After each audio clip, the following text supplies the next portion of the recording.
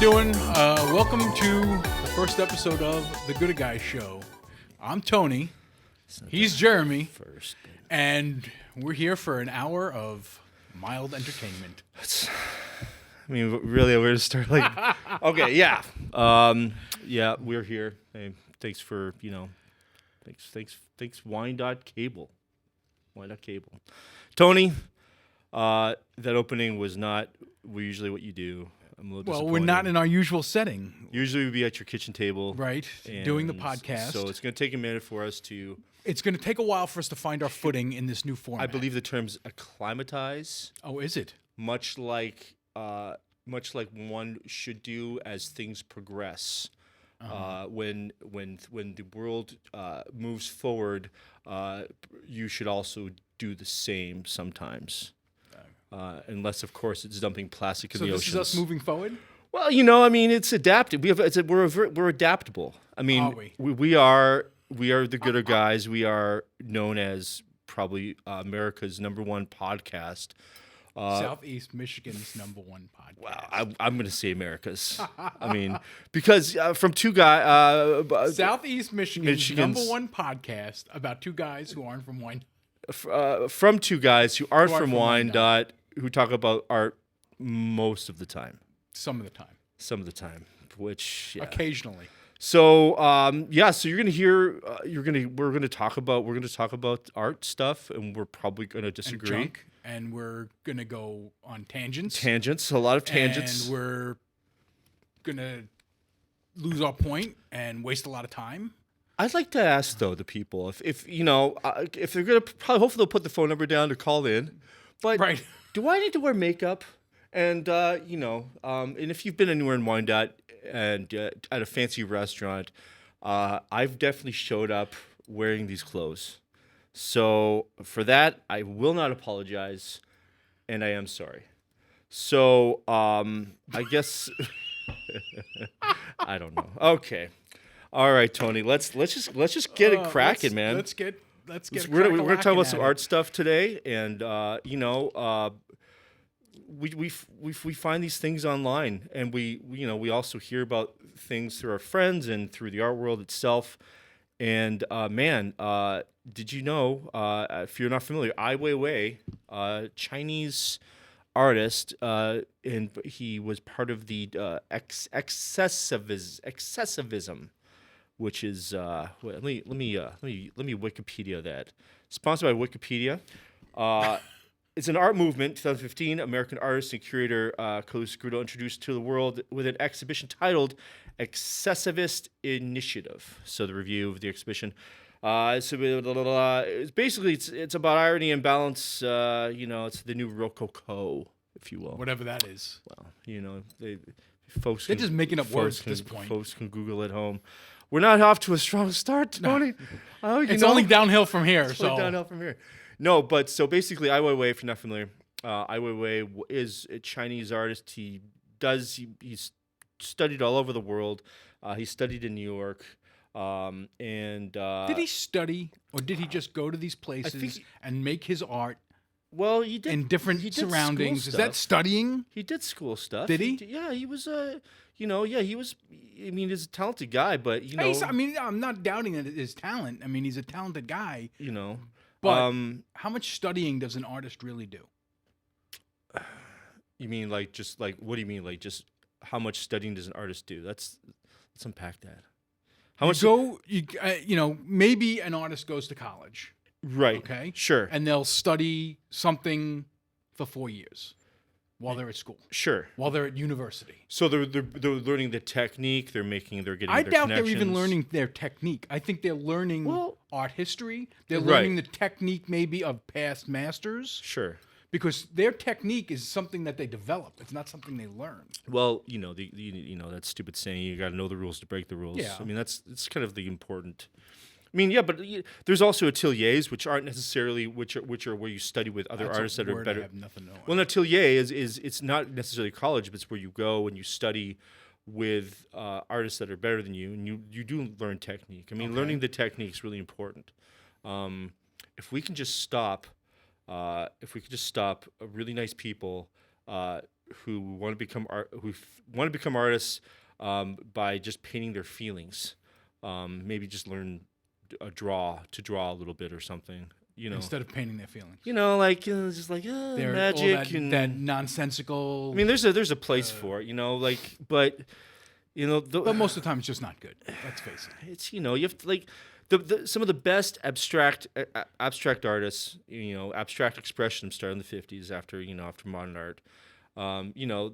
Those guys could draw. Those guys could paint. Those guys could do realism. If you look at Picasso's whole history, you'll see from how he started off doing the whole, his whole realism just as a young kid, doing portraits and things like that. And then that's when it grew into Cubism, and then sort of broke down like the Guernica, that whole thing where you see like the whole Cubist thing of the Spanish War.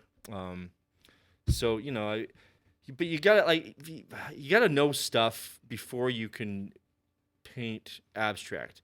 Some people will be like, "Oh, my kid can do that." Well, okay, bring your kid down. I would love to see the work, and but we would feature it here on the show. We will. If your kid is painting abstract, have them send us images, and we will feature it on the show. They could, in fact, they might get made fun of. You might get made fun of for putting your kid in that position. True, but we will feature it on the show. Let's just forget about Ai Weiwei. I mean, it's I like talking about Ai Weiwei. We got an whole hour to fill. Come on. That's true, we do. So let's go back to Ai Weiwei. So Ai Weiwei basically, he's still alive. He's done museums. One of the famous pieces that he did was in a museum. I forget which one it was, where they did those little, what was it, the acorns or something like that, where they made acorns out of clay and they placed them on a floor. Now, for some, lots of it's a big room full of these well placed little, I don't know if it's ceramic clay acorns or clay nuts or whatever, shaped, and it was symbolic and meaningful. That's sort of what this excessivism is all about. It's sort of like the absurd, making a statement, calling to. What was the statement they made? I don't know. I think let's look it up. Let's look at Ai Weiwei, sponsored by Wikipedia.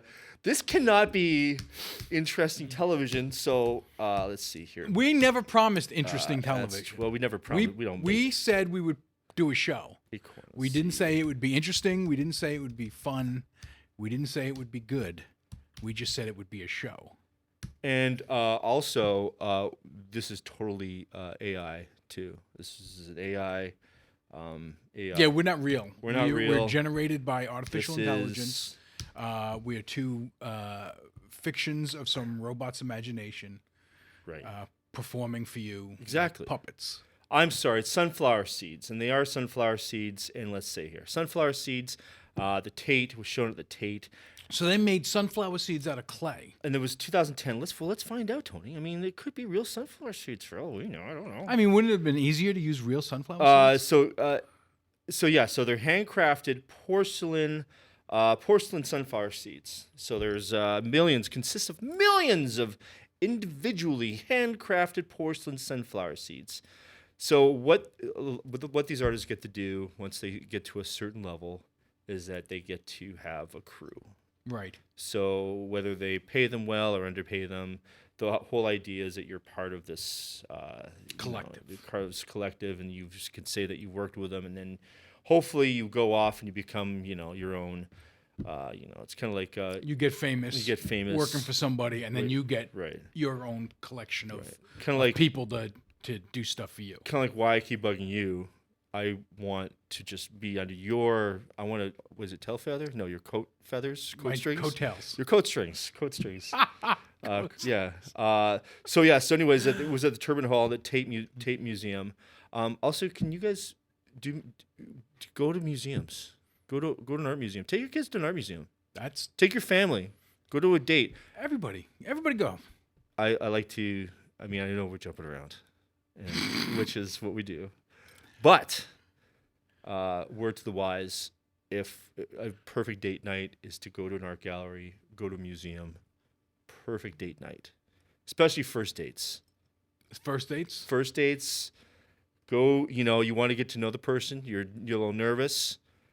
If you don't like art, it doesn't matter. If you don't like museums, it doesn't matter. Well, it's plenty. You stroll around together. You're talking to each other. Right. You get to know each other. And you usually know within the first bit if you're down or not. If you're down like a clown, you figure the first bit you usually know. However, if you're not into it, you don't want to be rude. I don't know. I'm jealous. Those dudes are like, no, I'm sorry, I just gotta go. This is not. Just abandon her in the museum. I am not.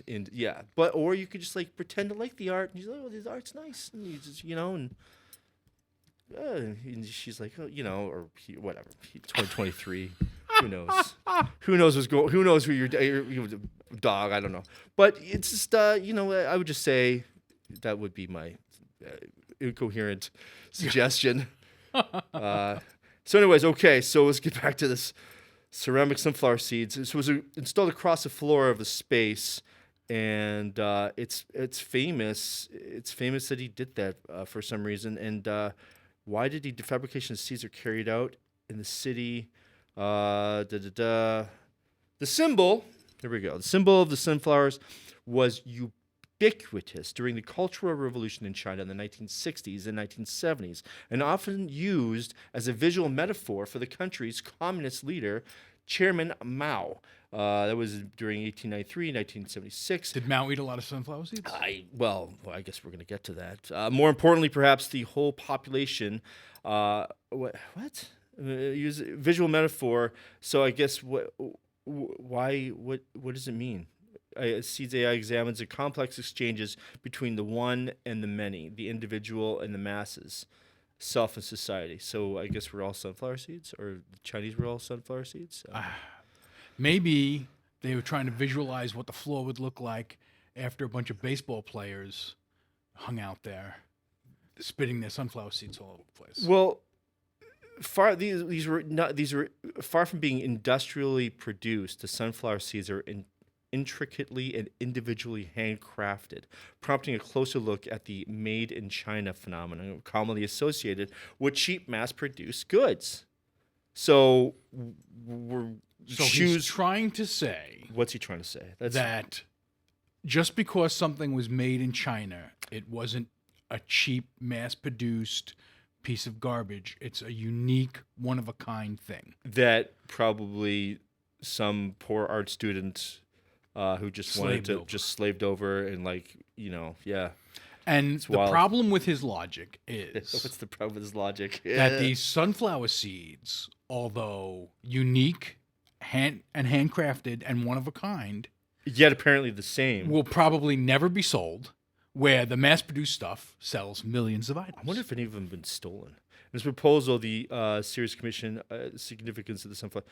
Okay, well, there's a whole thing here where he explains it. I'm on the Tate.org, which is where it was shown.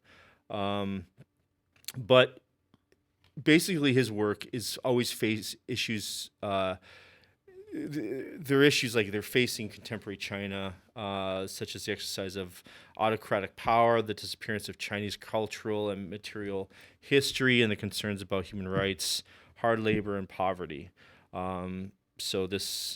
So I guess I'm just trying to give you a background of basically Ai Weiwei, this man of this artist of the people, this guy who's standing up for everyone's rights. This guy's like, yay, a man that's like make art, and I'm a brilliant person, and you make a sunflower seed for a penny, and no, that's some.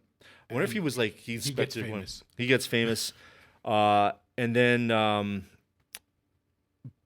now, recently, his apartment in New York City, in what's that? Chelsea. Oh, he's got an apartment in Chelsea. Chelsea Arts District. Oh.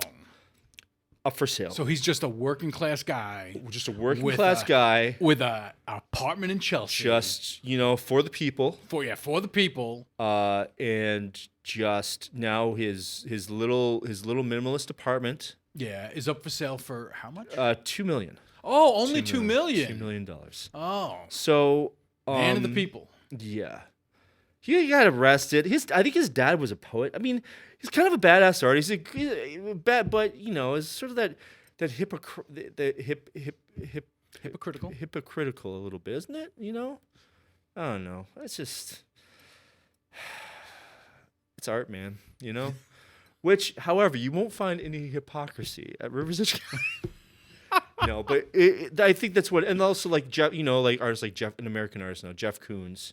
Jeff Koons, who's known for people that are familiar, He's the one with the balloon dogs. balloon right? dogs or balloon Animals. things, and they were either made of ceramic, and then some of them are made of metal that are larger sculptures. He actually offered one as a gift in France, I think in Paris, and the city was like, "No, we don't want that ugly thing." Really? Yeah. Wait, he offered them. I don't know if the one of his whole dog story- sculptures. No, it was a flower. Balloon, oh, it was a flower. balloon flower. A balloon flower. Yeah. So he offered it to France. Well, A metal sculpture, a big metal and sculpture. they were like, they didn't want And it they're there. like, "No, thanks." There was like obscuring view or it's just Oh my really God. it's just really strange. But the what Jeff Koons was last famous for was that he was at one of these big art fairs. And now when I use the term art fair, there's different kinds of art fair. An a show, like a gallery show. So typically, if you hear about art fairs in the art world, you're not going to hear about a street fair. You're not going to hear about sunshine artists like how Wyandottes great street art fair, the second largest in Michigan, next to Ann Arbor, is a whole different game. That's an outdoor art fair with sunshine artists where they travel around. An art fair is actual within a space and well lit. Walls are built. People will pay anywhere from. There's a fair that I'll be doing, which is affordable, but there are some for like a 10 by 10 space. Some people are paying maybe up, at least $15,000 to $20,000. Wow. Just for a 10 by 10 space. Then you've got to ship the work there. Then you've got to get the hotel. Then and there's usually in big cities and expensive cities. So Jeff Koons, was being represented by a gallery there, space there, and I guess it was on a pedestal, and someone nudged the balloon dog. That was I think there's a lot. Usually a limited edition number is a limited edition. Right. Hard to get. Well, I think these things are going for these things can go up to like $40,000. Yeah, I think that's what it was. And I think there was like 50,000 made. There was only 50,000 of them. Yeah, so At $40,000 a piece.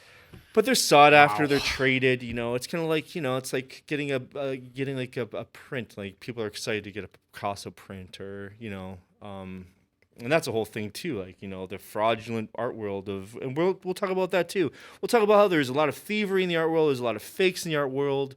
Not just fake artists, but fake art. fake art, and sometimes some of those artists that are recreating the works are probably somewhat better than the artists themselves. But there's something to be said about a good painting is a good painting. Right. So I don't know. But anyway, going back to Kuntz, Cool. Well, yeah. somebody nudged the pedestal, It fell and it smashed. fell and smashed. Yeah. Now, when the story came out, there was somebody who wanted to buy the broken sculpture. They were going to sell the pieces of They it. wanted to buy, yeah. And here we go. Unfortunately, I haven't heard anything on whether or not. It's not that interesting of a story, though. Really, I mean, it's like Well, it has a story different than any of the other pieces. This one broke. Wouldn't that be nice just to be like in the world like that? Just be so famous that your broken stuff. So when people want Just, to buy your broken stuff, yeah, that'd be amazing. I would like what? Okay, so Damien Hirst, he's in the news. Well, he's always in the news. Damien Hirst, for those who don't know, Jay-Z raps about him, and Does he really? Oh yeah. Jay-Z's actually a big art collector. That blue chip art scene, and this is I think this is the convoluted problem with the art world these days, or the community versus the art world, is that people assume that art's expensive. Yes. Is art expensive? Absolutely. Yes, art is expensive. But how much does it cost for a pair of jeans and like, a fancy pair of jeans, right? And how much does it cost to get the plumber in? Plumber's in there for 3 hours. You've spent $300-400. Your stuff's it's all fixed. Right. But Well, at least you have working plumbing. right, you have You working can't, plumbing. Now, you can't put that on the wall and appreciate it, Well, you- but you could appreciate having working plumbing. But I guess what I'm trying to get at And is in that comparison, you're going the to spend plumbing is far cheaper. well, you're going to spend $500 on a really cool painting on a canvas by a person who made it. Yeah, Not but you're some not manufactured. You're not going to spend $500 for a painting by somebody who people know. You're going to pay $500 on a painting for somebody that people haven't heard of. That's okay, right? Yeah, well, as long as you if like you- it. If it's yeah. something you like and you enjoy, that's fine. Right. Well, But obviously. you're not going to pay an affordable price like that for a world famous artist. See, now some people would say that $500. Well, really? $500? Well, it's an original, materials cost. A lot of time went into it. I guess that's what I'm trying to equate it to. I'm trying to say that there's, time went into it. Usually, when an artist will charge what the price is at the start, they're not getting paid for their time. Not really, no. People are like picketing like $15 for McDonald's. Well, some people are upset about it. Some people aren't. I really don't care. I have no opinion. But people, like the people don't put into that mindset, and also using quality materials, so it doesn't flake off in 10 years. But I guess what was I trying to say? Well, I was trying to say this is that whole thing of like art being becoming a commodity. Right. The auction houses, right? Everyone wants to hold on to art. People ask me, "Oh, is this artist going to be famous?" Well, sure. If you buy his artwork, he'll become famous. Sure. Tell your friends. Any artist, if you buy their artwork, eventually they'll become famous because people will want their work. They'll it takes people to collect the artist for them to get notoriety and become famous and become sought after. So any artist can become famous. Well, of course, any artist, but Any halfway decent artist can become famous. well, what's a maybe good not. segue? This is a great segue. This is a good segue. This is a good segue. This is a little bit. We're gonna do this now. Yeah, we got the green screen there. Where's Well, it'll come. It'll go up on. oh, the you're screen. just gonna go. So, what? So Zazie, our good Right, our good good- friends, our good buddy. good buddy Zazie. We're gonna play. We weren't supposed to say his name. See, you ruined it. Can we fix that in post? Can we bleep that out in post? No. Oh, So we're gonna play a game. we are playing a called, game. Yeah, Is it fine art or is it a children's drawing? right. Oh, Okay. okay, I remember. So the first image Go ahead. is this fine art Is this fine art or is this or is this a kid's children's drawing? Okay. What happened? It was up What there else before. going on here? Hey, The whole show went in the crapper. I said the guy's name. Why are they laughing? I don't know. Come on, this is going. There it is. Okay. There we go. So is this fine art or is this a children's drawing? I'm gonna say. Well, we know the answer. That's okay. This is where there's no. The audience is supposed to play Oh, along. okay. Okay. Call So in. This is fine art 734 or is this a children's drawing? 282-2222. No, that's a taxi number. No one takes taxis Okay. anymore. I don't know. Remember, Everybody takes remember Ubers these, now. at the bar, there used to always be a taxi Yeah, number. exactly. It was 734 good. I like the taxis better. It was much more convenient. 734-282-2222. All right. Image number 2. Here's number 2. Is this fine art It's fine. or is this a children's drawing? I mean, look at it. Yeah, Basic colors. Well, he uses 3 colors in the whole thing. it's a big piece too. Fine art or a children's drawing? Fine art, children's drawing. This one's the clincher, okay? Okay, here we Here's go. image number 3. Image number 3. Oh, Fine art or a children's drawing? This is a drawing of a children's toy, no less. well. Yeah, it is. It is somewhat Mr. Potato Head-ish. Yes. Yeah, something a child would play with. Well, everybody who guessed that these were children's drawings is wrong. You're wrong. This is all fine art by this gentleman. What if they In said image it? number 4. What if they said it was fine art? What do they win? They win. If you said it was fine art the whole time, you win self-respect. Self-respect. Yeah, look at this handsome Look at guy. this young, This guy's very dashing, yeah. debonair gentleman. So he, where was he? Slovenia, European kid. Yeah. Moves to London. Let's pull up the. Moves to London, in the food industry. Well, didn't he? Did he move to London before getting discovered? Well, he wanted. Well, yeah. He wanted. did. He wanted Okay. to. He wanted to.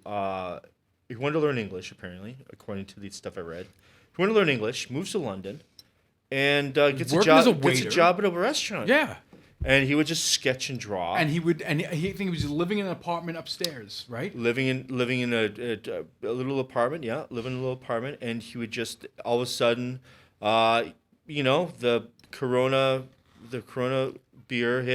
coronavirus hit, Yep. The world went into lockdown, and he started painting started painting, these creature paintings. and next thing you know, Jed's a millionaire. he's posting on Instagram, and some Spanish art guy was like, "Love it."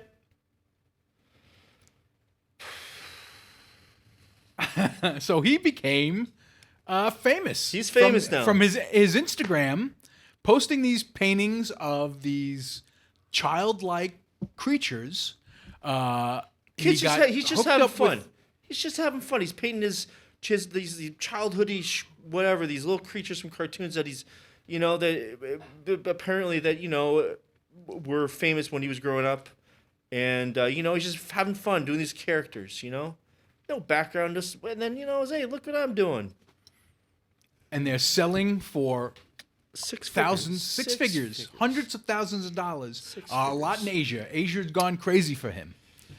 They love the Zazie Bozo. Zazzy Bozo. That's why I screwed that. I'm sorry about that. So I'm sure we'll have plenty more opportunities to play this game. But here's the deal.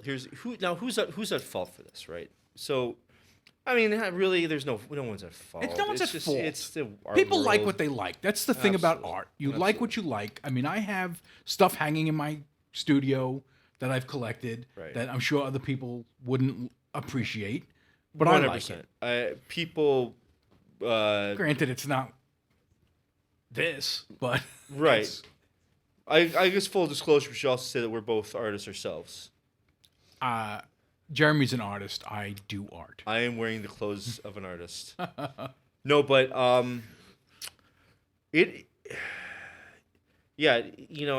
I don't want to. I don't expect everyone to like my art or any art or whatever.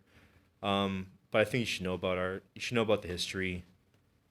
This guy just wanted to make stuff, so it seems, and next thing you know, Spanish gallery flies him out to do a residency, and now kids, got great moisturizer, can afford expensive probably couldn't afford moisturizer before, But but now- now has a full. Now he's can got afford, a full line of moisturizers in his house. He's whatever. What does he want? He's not getting L'Oreal or any of that garbage, dude. He's he's getting like the high end stuff. he's getting like whatever porpoise, ground up porpoise stuff that the Chinese make to, or some Rhino horn, some rare fruit that grows once a year in the Amazon.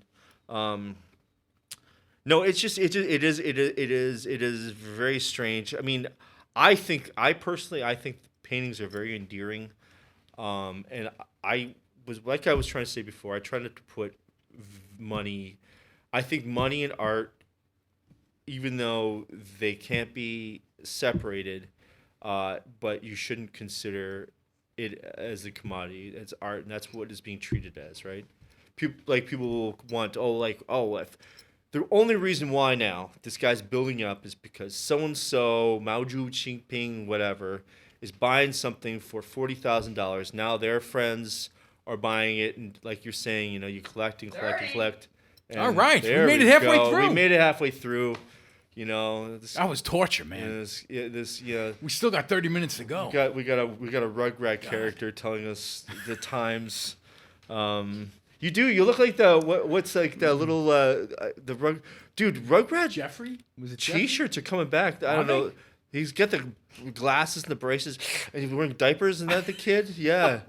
Can you wear diapers next time, bro? No, you look great. No, you look rad. He's got a shirt that says rad, and it is rad. It is rad. But it's just unfortunate that it's being treated as a commodity in art, and that But however, an artist has to get paid. Does an artist have to get paid millions? Sure. I don't know. I mean, an artist doesn't have to get paid millions. Nobody needs. No one needs to get paid millions. But it comes down to if what you're doing is generating millions of dollars, right, then you should be compensated in 100%. Yeah, 100%.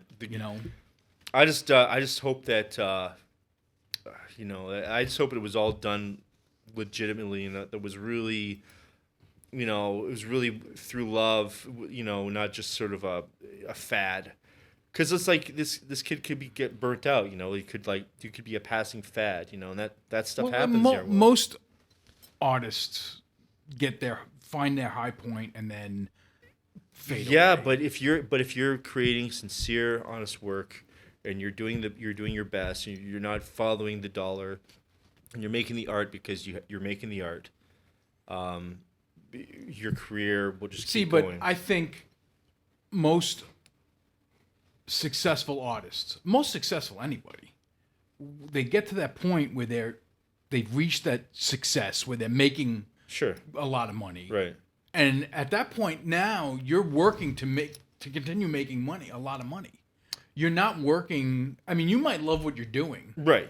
But if you've reached that point where you're selling pieces for millions of dollars, you don't need the money. Yeah, but now, you're chasing that break. Yeah, right. You're chasing it now, but that brings it into commissions, brings it into secondary market auction houses, and that's that's what's happened to this guy, right? Bozo. I feel bad that's his name. What will he get priced out of the market? Will there be prints available? Will we start doing T-shirts? That's the cool thing about Damien Hirst, right? Damien Hirst, for those who don't know, Damien Hirst, he did the skull with the diamonds on it. He did the polka dot things, the clear polka dot paintings, and he does a vast array of work and showing all the time throughout galleries and museums throughout the world. And some of his stuff, actually, one of his pieces just got hit by a lady in a Rolls Royce. I saw that headline, but I didn't read the article. Yeah, well, she drove into somebody's backyard. Who had it was an art collecting couple. Yeah, and she hit the piece. Damien Hirst piece. And there was a movie that went, I don't know, sort of a mock documentary style of finding these sculptures at the bottom of the ocean, which are actually his sculptures. They were like made to look old with the with like the patination, like the patina, barnacles and starfish stuck on it and all that. And he did all that to him and sunk him. Right, and they were put in the ocean and they filmed it and they're like, oh, look what we found. There's one of like a Mickey Mouse and what's his name, the guy that invented the Mickey Mouse guy. I worked for Walt Disney. Disney. Yeah, thank you, jeez. Good old Disney. That's a guy right there. Yeah, jeez. right. So basically, so these works were then put in a museum. And I think they were shown in Italy somewhere, and so I think it maybe just went away by it. So I haven't heard about those sculptures in a while. But yeah, this lady hit it, and then she Rolls Royce hit it, and then he went through and then drove onto the beach. So she was an older lady. So. But anyways, Damien Hirst, what I was trying to say about Damien Hirst, that particular sculpture, millions, whatever number, put a high price on it, but then he'll have prints of it. He'll have How do you have prints of a sculpture? Photograph. It's not a sculpture; it's a picture. Well, what are you gonna do? You like the guy, You're gonna get a print of it. Why don't they commission replicas?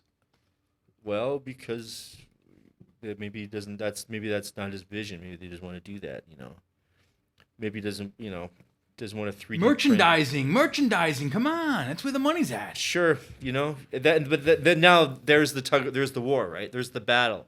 There's the internal struggle. It's the same thing bro. if you're going to make prints of a sculpture, Right. You're losing the essence of the piece by showing a three-dimensional sculpture in a photograph. If you don't want to lose the essence of the piece, buy it for $3 million. Well, what if you don't have $3 million? Well, then buy the friggin' photograph. You can buy a replica. Made out buy of the resin. coffee cup. Buy the coffee cup with the image on it. That's what I'm trying to say. And that you're talking about merchandising. It's going to be available in the gift shop. Kincaid was famous for that merchandising, the whole Kincaid thing, the painter The of hand light. embellished prints. Hand embellished prints.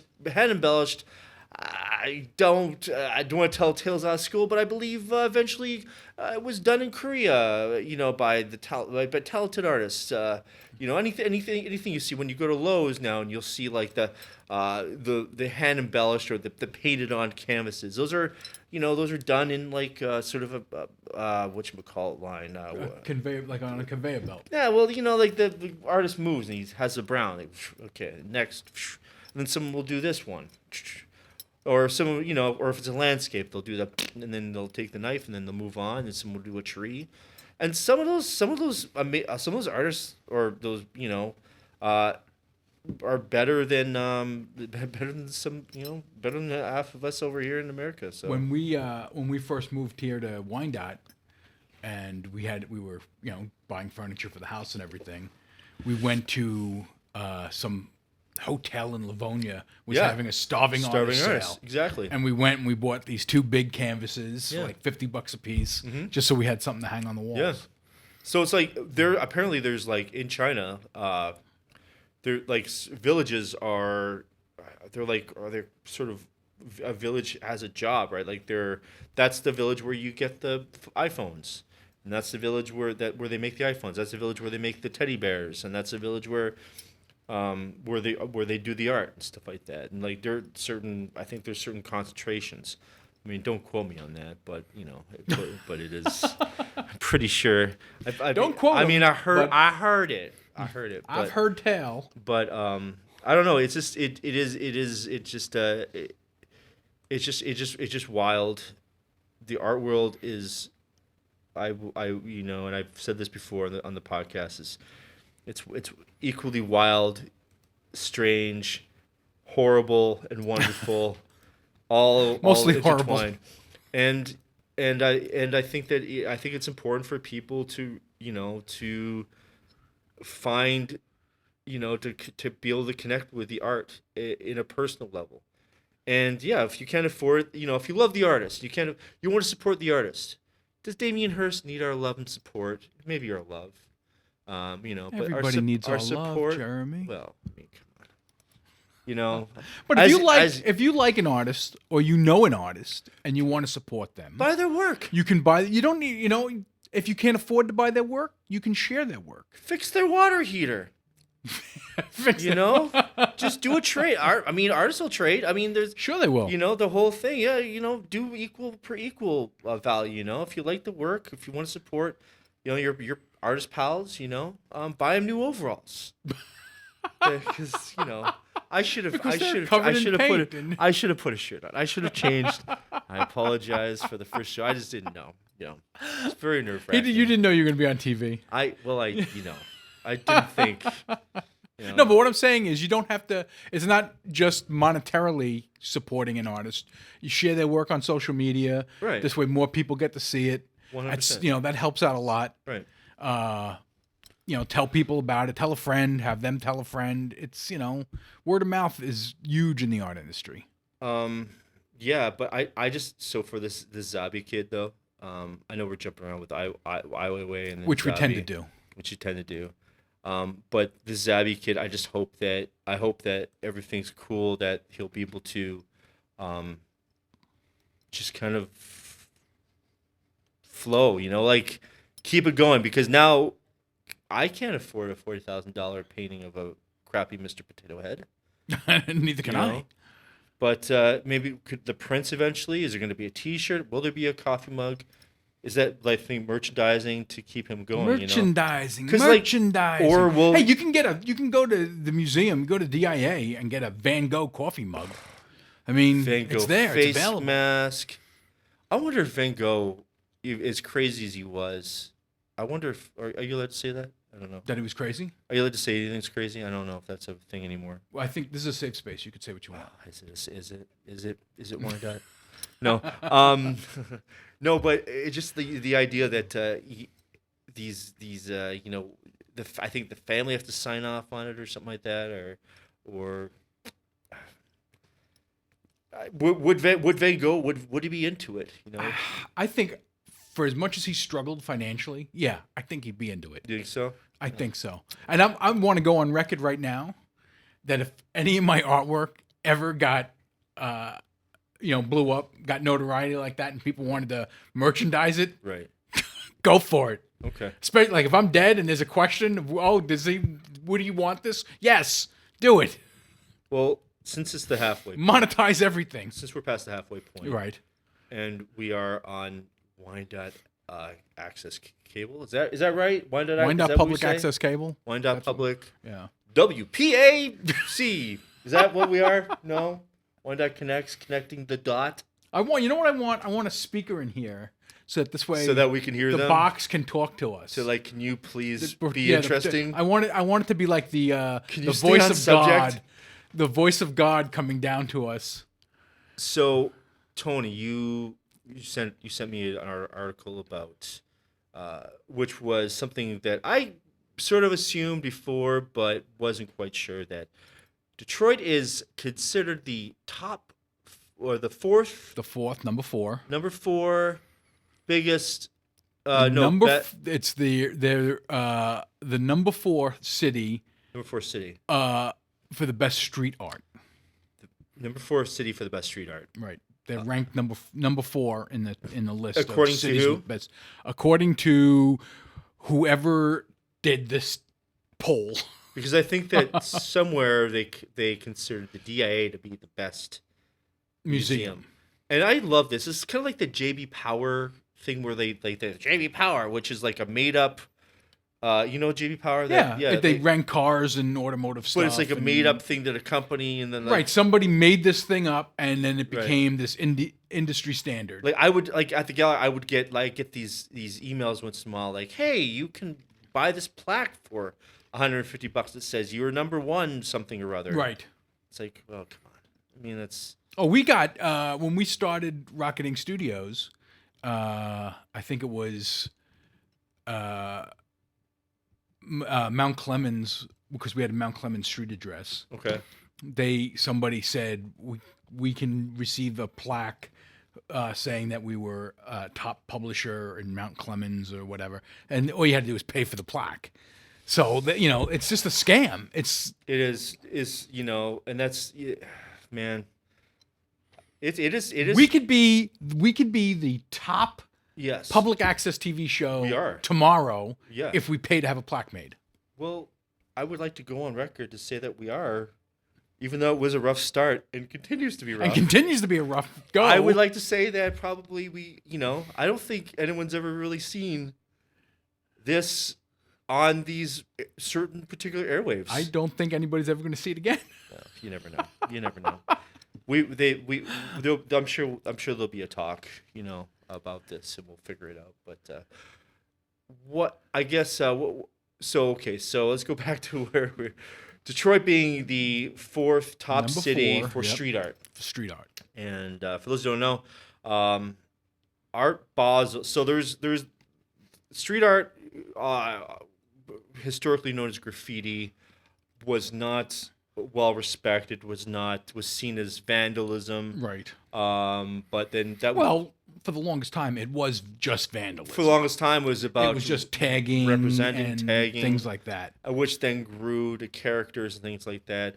And then grew to putting, and then grew to like artists putting work out there for the betterment of Right. whatever. They made an effort. There was design involved, Right. and time went into it, and they constructed an actual piece of artwork instead of just spray painting a name on a wall. And if it was even like a social thing or a beautiful thing, like there's like a trees on the part of a wall, then they'll do a face and they'll make it pretty, especially in this sort of a devastated area. Or Banksy, I never know how to say his name, but doing these sort of social, aware things, and then Basquiat doing his poetry and things like that. But so Poetry is not street art. well, yeah, Even if you say it on the street, it's not street art. no, you draw it on, you do it on the wall. You would do sayings and things like that. So there's so what sort of happens in these big cities, and you being from New York, you would this, that Soho, Chelsea, right, where Ai Weiwei's single apartments going for $2 million, probably. Which, we never actually finished that We story. never finished. Google Ai Weiwei, $2 million apartment. It's ridiculous. The guy, He was upset about people using it, though. no, that was Berlin. Berlin. So his other apartment in Berlin, he was upset that people used it without him getting paid, but which is good. You should pay the people taking advantage because it's a famous artist's name and he's not getting paid, and he's got to underpay the people that made the sunflower seeds. So he probably still owes them pennies or something. I don't know. These are all non-facts. I don't even know. These are all just guesses. You're going to need to Google the facts for yourselves, ladies and gentlemen, because we don't have the time to check ourselves. Just a lot of anger, and this is coffee, by the way. We're over caffeinated and undereducated. Overworked and underpaid. Especially when you work for yourself. Anyways, So the street art. so street art. So now now it's become a more popular thing. Is the contemporary world sort of grown, and people are more accepting, and now there's places that are deemed, hey, can you put it here in this crappy area and beautify it, and then people will go there, and then there's a coffee shop that's there, and then like a little dinner place and a bar, and it becomes very hip and cool, and then the rents go from like 500 to like 2,000. Well, unfortunately, people don't realize that the side effect of building up a depressed area is that it becomes what's the word I'm looking for? Desirable. It becomes desirable to be there, and then people want to live there, and it's a supply and demand thing. Once the property starts getting bought up and used, it becomes more expensive. I mean, is gentrification it is a bad... It's bad. I don't think gentrification is bad. It's seen as bad to the locals. People do get displaced, though. People do get displaced. Once the rent goes up, so hopefully you're able to buy. So hopefully your own piece of crap, yes. your piece of crap home, for whatever, and then you've managed to stay there. But then eventually taxes go up, and But in turn, you can then sell your home for far more than you paid for it, and then move to another crappy neighborhood. Well, you won't have to move to a crappy neighborhood if you've sold your home for far more than what you paid for it. You'll have a lot more money. Yeah. I mean, I know people who live in Corktown and had bought property in Corktown, and Corktown now has been gentrified, and the property values have gone through the roof, and homes they bought there for tens of thousands of dollars, they turned around and sold for hundreds of thousands of dollars. Right. So I mean, yeah, it's sort of the way of the world, I suppose. It's supply and demand. That's how business is done. So Detroit's the fourth. They say the fourth. So, and I know the people that were involved with the whole murals in the market thing, going down to Art Basel. Now, Miami is one of the four cities that are also considered the top mural cities or street art cities. And if you're going out, Miami is. I know they were on the list. I believe Miami, because there's the Woodwood Arts District. Miami is number 9. Miami's number 9. Yes. Wonder that's Miami has a Wynwood Arts District, which is not in Miami Beach, or it's in actually in Miami inland, and where the Wynwood Arts District was, or is, sorry, where that used to be called Little Haiti. It was an excellent place to buy a rock of crack cocaine Oh, jeez. and a lady of the night. It was a very good place. It was a very seedy, dangerous place full of industrial places like car shops and Right. muffler whatever. And now it's a fashion district, and now Wynwood, where you can get like a coffee for like $7, but they bring in some of the world's best artists. It's in connection with the Art Basel, which Basel started. The Basel Art Fair started in Switzerland. Basel, Basel, Switzerland, Switzerland. and now so. And then there's been different things that have sort of stemmed off the Art Basel itself, to context and sphere. You can just make up an adjective and it'll be probably an art fair. Beauty. I'm sure that's a color, whatever. So now it's sort of this murals thing is sort of seen now. Murals, do you know what one of the murals they're not new. No, murals have been around for. Murals have been around for a Long long time, but they were sort of what is that? And we always talk about this, and I always forget because I am that smart. People are gonna think I'm dumb. The Diego Rivera mural, Right, at the DIA, in the which DIA. is what on plaster. What is that called again? A fresco. Fresco. Thank you, fresco. I don't know why I want to say Fresno. I don't know why, but Because we like fresca and we miss it. it's true. It's true. Bring back Fresca. What is that a drink? Yeah. Okay, good. Woof. So the fresco at so basically what that is it's plaster and paint, and you paint on the wet plaster, and that's what's able to keep the longevity of it. Another famous one, The Last Supper. It's a fresco. So a lot in Italy. Fresco. That's what I said. I said fresco. And basically, yeah. So that's what's able to sort of stay, keep the longevity of it is putting it in the plaster. So murals have been around for a while. Now it's fancy spray paint used with chemicals done on walls, and the walls are prepped. And typically, a spray painted mural will have,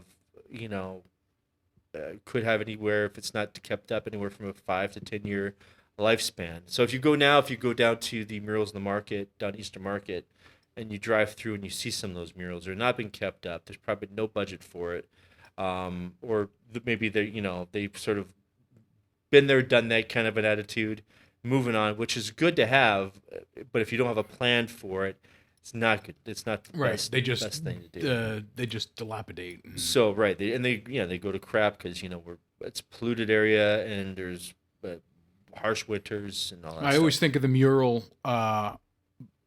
the big lion mural at the Russell Industrial. Done by That's Kobe. been- Done by Kobe Solomon. That was historic. That was the largest full spray paint mural done in I think whatever part of the world, Midwest. I think the Midwest, the largest spray paint only mural. No rollers. Typically you'll see rollers or wheat paste in combination with spray paint. And that was done all. But yeah, it's fading. I mean, that's what happens. The sun's hitting I've it. seen people have tagged over it now. Sure, and sure. Which I And feel bad Kobe's about. he was a very, very, I met the guy, a really talented artist.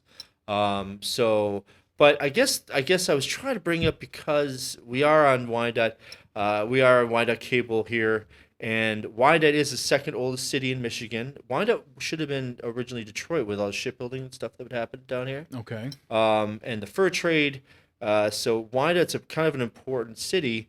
However, Detroit, became the biggest city. There is opportunity for murals to happen in Wyandotte. So, Which is not a bad thing. which is not a bad thing, which is a good thing. And it's good to have murals on well-seen spaces and for it to grow and for opportunities like that to happen. Then and just sort of like dropping that sort of that idea out there. I mean, you've already got BSF Park. You've got some really cool public sculptures already happened that were commissioned by the street art fair back in the day.